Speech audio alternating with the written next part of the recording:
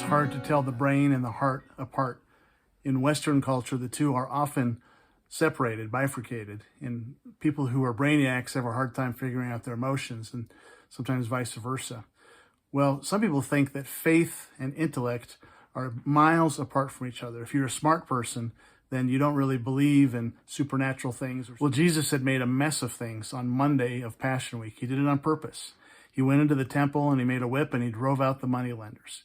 He confronted the system in such a way where they would have to respond to him. And so the religious leaders, the elite, the highly educated, thought they would go put this hillbilly, this rural prophet, back in his place because they were a lot smarter than he was. And so they came in waves, scribes, Pharisees, religious leaders. And they asked Jesus impossible questions.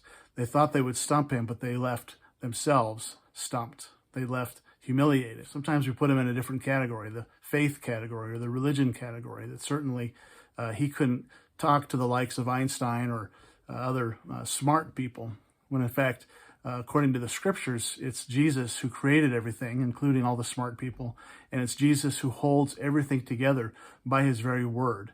Jesus is not lacking in intelligence. Eventually, they stopped asking him questions, and then it was his turn. He asked them a question that completely stumped them. And one of the versions of the gospel says the crowds were delighted when they could not answer his theological question. The beautiful thing about Jesus is not only did he have a brain, he had a heart.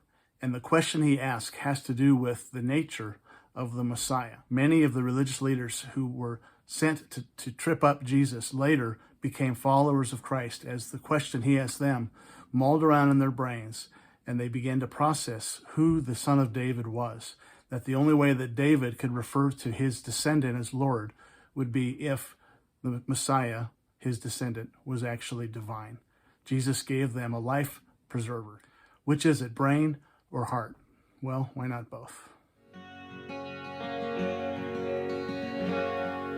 So I journey through the shadows till darkness turns to day.